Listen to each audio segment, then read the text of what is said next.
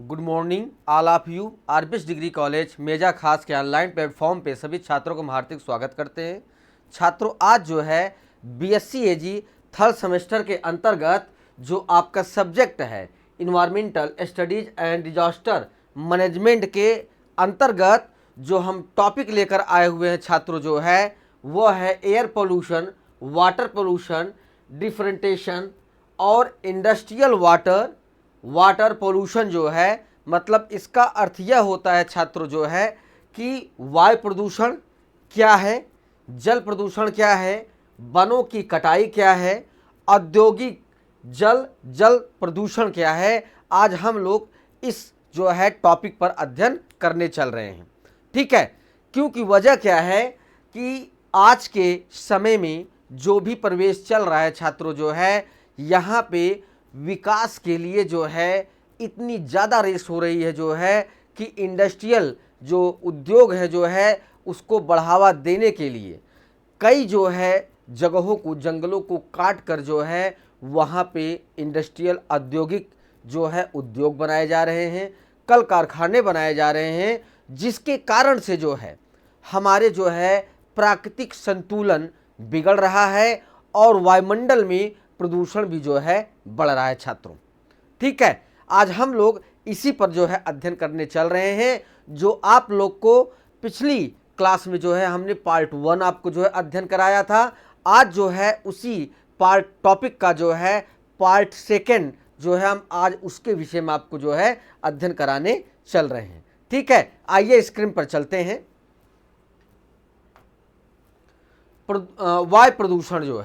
वायु प्रदूषण जो है किस तरीके हमारे वायुमंडल को जो है प्रभावित कर रहा है और हमारे जो है वातावरण को कितना नुकसान हो रहा है, वो हम आपको जो है अध्ययन कराने चल रहे हैं छात्रों। वायु प्रदूषण रसायनों, सूक्ष्म जो है पदार्थ,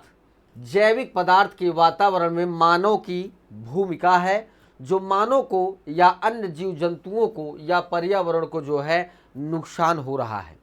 मतलब इसका अर्थ यह होता है छात्रों जो है कि हमारा जो वायु प्रदूषण है इसमें जो है कई ऐसे तत्व मिले रहते हैं जो हमारे लिए जो है लाभकारी भी होते हैं, और जो है अगर इसी वायु प्रदूषण में जो है वायु में आपके रसायन, सूक्ष्म जो पदार्थ हैं जो एक तरीके से डीकम्पोज होने के बाद जो है जो उसमें दुर्गंध निकलती हैं, जो वायु में फैलता है छात्रों, जो है वो भी हमारे लिए बहुत ही नुकसानदायक है।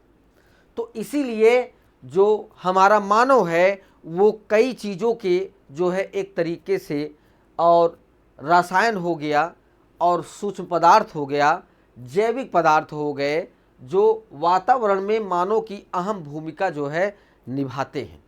जो वातावरण को एक तरीके से नुकसान पहुंचाते हैं, उसमें मानव का बहुत बड़ा भूमिका होता है।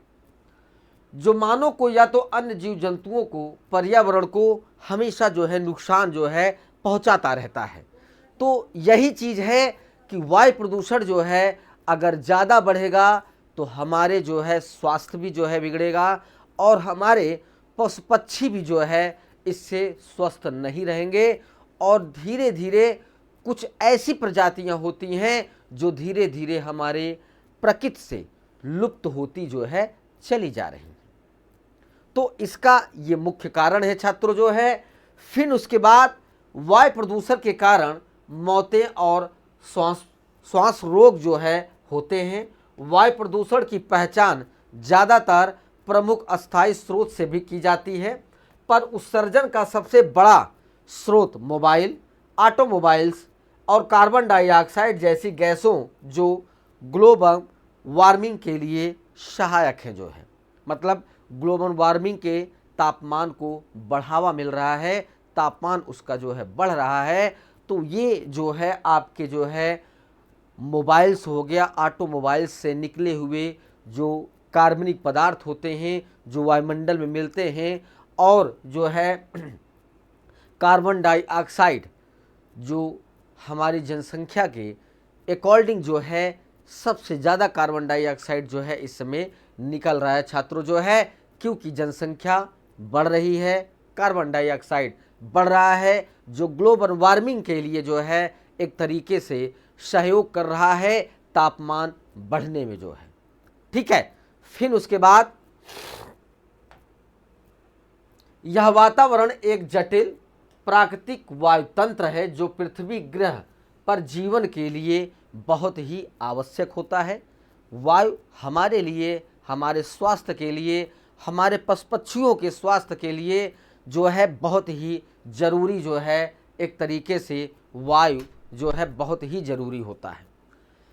वायु प्रदूषण के कारण समताप मंडल से हुए ओजोन रिक्तीकरण को बहुत पहले से मानव स्वास्थ्य के साथ के पारिस्थितिकी तंत्र के लिए खतरे के रूप में पहचाना गया है। जो हमारा पारिस्थितिकी तंत्र है जो है वायु प्रदूषण के द्वारा जो है बहुत ही जो है नुकसान करने की परिस्थिति उत्पन्न हो रही है। वायु में सबसे तत्व जो है ज़्यादातर, बहुत ज़्यादा तत्व जितने भी जो है आपके लाभकारी तत्व, हानिकारी तत्व जो है सब वायु के द्वारा ही विचरण करते रहते हैं आपके वायुमंडल में। ठीक है,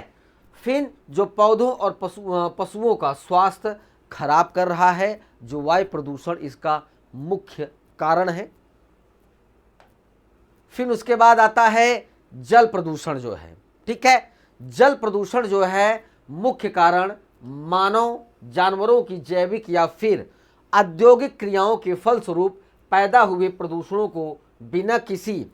समुचित उपचार के सीधे जल धाराओं में विसर्जित कर दिया जा रहा है, जिससे हमारा जल प्रदूषण जो है बहुत ज़्यादा बढ़ रहा है। जल में विभिन्न प्रकार के हानिकारक पदार्थों के मिलने से जल प्रदूषण होता है। फिर उसके बाद औद्योगिक कचरा, अमेरिका की न्यू रिवर कैलिफोर्निया में बहता हुआ जल प्रदूषण का एक प्रमुख जो है वैश्विक समस्या है, जो औद्योगिक कचरे से जो है बाहर आ रहा है, जो कि डायरेक्ट हमारे जो है जल में संपर्क में आ रहा है, जिसके कारण से हमारा जल प्रदूषण जो है बहुत तेज़ी से हो रहा है। इसके लिए सभी संस्थानों पर चल रहे मूल्यवान या मूल्यांकन की और जल संसाधन नीति में संशोधन की आवश्यकता है, क्योंकि जल प्रदूषण के कारण पूरे विश्व में कई प्रकार की बीमारियां और लोगों की मौत भी जो है हो रही हैं। मतलब इसका अर्थ ये है छात्रों जो है कि जल प्रदूषण के द्वारा जो है हमारा जो पशु पक्षी जानवर मानव वो एक तरीके से वो उसको पीने के बाद जो है उन्हें कई हानिकारक बीमारियों से जो है गुजरना पड़ता है और अंत में जाकर उनकी मौत हो जाती है, जो जल प्रदूषण के द्वारा ही ये सारी प्रक्रियाएं हो रही हैं छात्रों। ठीक है, फिर आता है वनों की कटाई आपकी। ठीक है, वनों की कटाई से क्या हमें जो है प्रभाव पड़ रहा है, हम उसे आपको बतला रहे हैं छात्रों। वनों की कटाई या जंगल की सफाई भूमि से जंगल पेड़ों के स्टैंड को हटाने और नष्ट करने की प्रक्रिया है, जिसे बाद में गैर वन उपयोग में बदल दिया जाता है और जो है वहाँ पे जो है कुछ औद्योगिक प्रक्रियाएं जो है डेवलप कर दी जाती हैं, कल कारखाने लग जाते हैं, नहीं तो वो ज़मीन जो है बंजर पड़ी रहती है, वो किसी उपयोग में नहीं आती है। वनों की कटाई में वन भूमि को खेतों, खेत खलिहानों, शहरी उद्योगों में बदलना शामिल हो सकता है, क्योंकि वनों की कटाई करने के बाद जो है उसे खेतों का रूप दे दिया जा रहा है और जो आपके खलिहान होते हैं उसमें उसे जो है परिवर्तित कर दिया जा रहा है और जो भी थोड़ी बहुत ज़मीनें बच रही हैं वहाँ पे शहरीकरण किया जा रहा है। ठीक है, जिसके कारण से वनों की कटाई से जो है हमारा जो है वायुमंडल प्रदूषित तो हो ही रहा है, प्लस जो है जलवायु परिवर्तन बहुत तेज़ी से हो रही है। इसका उदाहरण आप इस समय बहुत अच्छे तरीके से आप देख रहे हैं कि बारिश नहीं हो रही है। ये मुख्य रीज़न इसका यही है छात्रों जो है कि वनों की कटाई अत्यधिक होने के कारण जो है हमारा जलवायु परिवर्तन बहुत तेज़ी से हो रहा है। फिर उसके बाद वर्तमान में पृथ्वी की लगभग जो है 31% भूमि सतह जो है वनों में आच्छादित है। यह कृषि में विस्तार से पहले वन क्षेत्रों के 1/3 कम हैं, जिसमें से आधा नुकसान पिछली शताब्दी में हुए हैं, जिससे कि वनों का विस्तार अब जो है धीरे धीरे कम होता जा रहा है और वनों की कटाई अत्यधिक होती चली जा रही है। फिर उसके बाद कुछ वृक्ष आवरण का लगभग 1/3 नुकसान या 3.8 मिलियन हेक्टेयर आर्द्र उष्णकटिबंधीय प्राथमिक जंगलों के भीतर हुआ है। अब तक अधिकांश वनों की कटाई का सीधा कारण जो है कृषि है। 2018 में 80% से अधिक वनों की कटाई कृषि के कारण हुई है। जंगलों को काफ़ी, पाम ऑयल, रबड़, कई अन्य लोकप्रिय उत्पादों के लिए बागानों में बदल दिया जा रहा है। पशुधन चराई भी वनों की कटाई को जो है बढ़ावा देती है। मतलब कहने का अर्थ यह है छात्रों जो है कि जैसे जैसे हमारी जनसंख्या की वृद्धि हो रही है, जैसे जैसे हमारा जनसंख्या वृद्धि कर रहा है, वैसे वैसे जंगलों को काट कर जो है उसे खेती योग्य जो है ज़मीन को बनाकर जो है कृषि और अपने जीवन को यापन करने के लिए जो है उस खेत में फसलें उगाई जा रही हैं वनों को काटकर, जिसके कारण से हमारा प्राकृतिक संतुलन बहुत ज़्यादा बिगड़ रहा है। पारिस्थितिकी तंत्र जो है बहुत जो है अदला बदली में चल रहा है जो है। फिर उसके बाद आता है कि 2018 में 80% से अधिक जो है वनों की कटाई केवल कृषि कार्य के लिए जो है किया गया। जंगलों में जो है काफ़ी जो है पाम ऑयल, रबड़ और कई अन्य लोकप्रिय उत्पादों को जो है उगाने के लिए, उत्पादन करने के लिए उसे बागानों में उस क्षेत्र को जो है बदल दिया गया। ये भी जो है वनों की कटाई के कारण जो है हो रहा है। फिर उसके बाद पशुधन चराई भी वनों की कटाई को जो है बढ़ावा दे रहा है, क्योंकि पशुओं के द्वारा जो है जब सरफेस को जो है जो घास की जो है आच्छादन से लदे हुए हैं वहाँ पे अगर पशुओं की चराई कर दी जा रही है तो जिसके कारण से जो है वहाँ पे वन और जो क्षेत्र है वो एक तरीके से वहाँ पे नष्ट होते चले जा रहे हैं, हरियाली जो है वहाँ पे समाप्त होती चली जा रही है। ये भी एक कारण है हमारे प्रकृति को संतुलन को बिगाड़ने का जो है। फिर उसके बाद इसके अलावा लकड़ी उद्योग, शहरीकरण, खनन भी वनों की कटाई का एक मुख्य कारण है, क्योंकि कुछ ऐसे जो है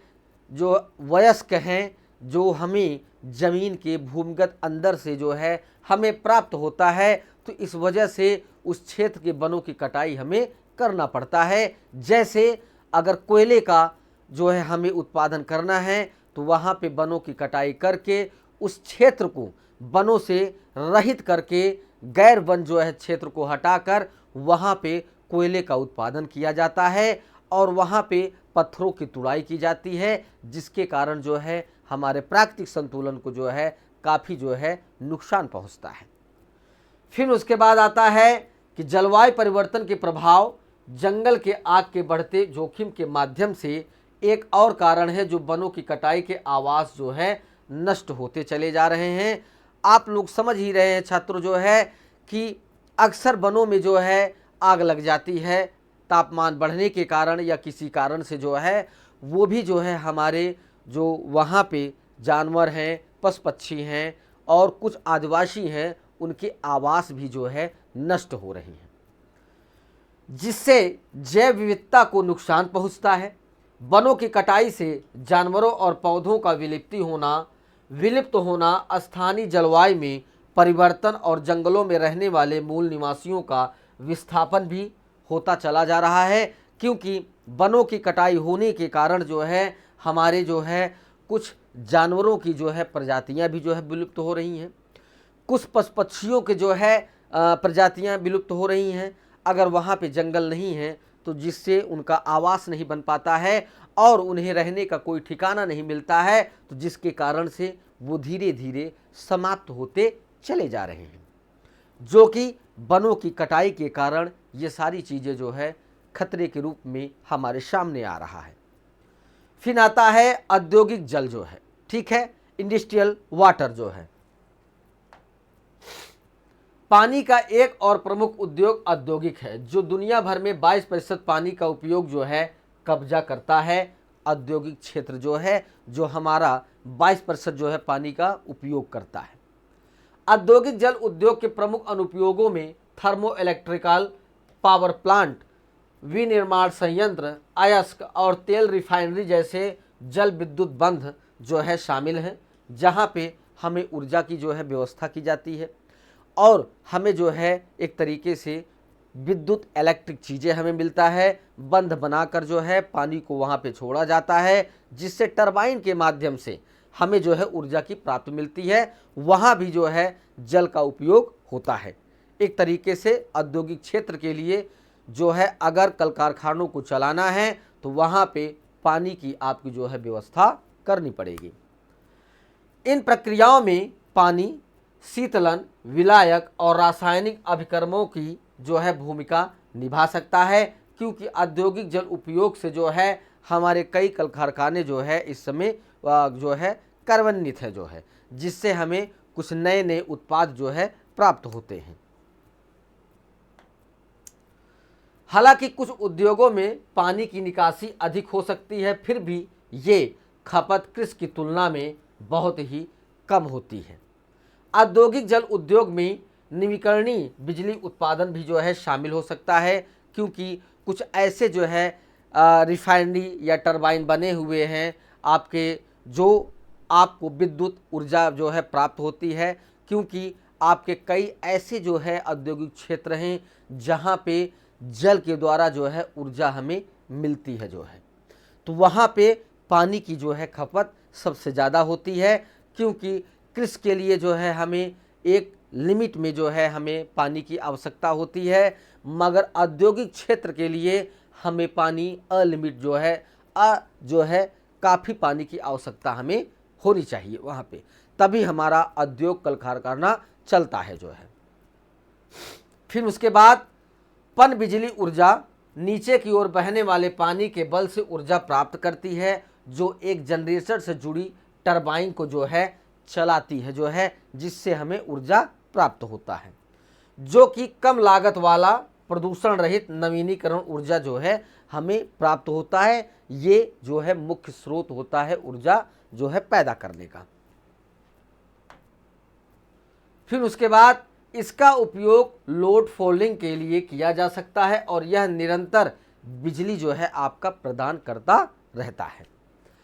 पन बिजली का उत्पादन करने का एक अन्य तरीका सूर्य पर भी जो है निर्भर करता है, जो आपका इस समय जो है सोलर चल रहा है छात्रों, जो है सोलर पैनल जो है वहाँ से भी सूर्य के प्रकाश से भी जो है ऊर्जा हमें प्राप्त होती है जो है। फिर आता है प्राकृतिक कारण जो है, प्रकृति के रूप से जल का प्रदूषण, जल में भूक्षरण, खनिज पदार्थ, पौधों की पत्तियों एवं ह्यूमस पदार्थ तथा प्राणियों के मूल मूत्र आदि के मिलने के कारण जो है हमारा प्रकृति जो है एक प्रदूषण का मुख्य कारण बन रहा है, जिससे भूमि पर एकत्रित रहता है। यदि यह भूमि में खनिजों की मात्रा अधिक होती है तो वो खनिज जल में मिल जाते हैं। इनमें आर्सेनिक, सीसा, कैडमियम एवं पारा आदि, जिन्हें विषैले पदार्थ कहा जाता है, जो इस जो है प्राकृतिक कारण में जो है एक तरीके से हमारे प्राकृतिक संतुलन को बिगाड़ते हैं। यदि इनकी मात्रा अनुकूलतम सांद्रता से अधिक हो जाती है तो ये हानिकारक जो है हो जाते हैं, जिसके कारण से हमारे जो जानवर हैं, पशु पक्षी हैं, मानव हैं, उनके लिए स्वास्थ्य के लिए बहुत ही नुकसानदायक है। ठीक है छात्रों, यहाँ पे ये टॉपिक आपका समाप्त होता है। अगली टॉपिक के साथ उपस्थित होंगे। सभी छात्रों को धन्यवाद।